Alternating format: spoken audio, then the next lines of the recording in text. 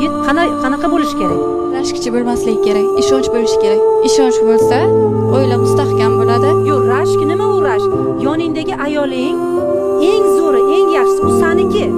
Boshqa odamlarning orzusi shunday deb qabul qilgin.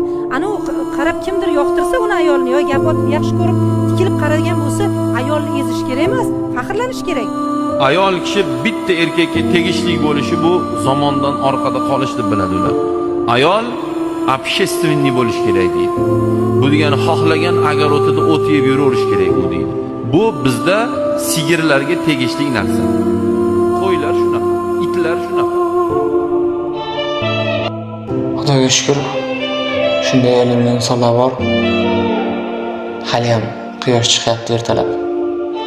Ilmsizlik bizni jarlikka yetaklaydi.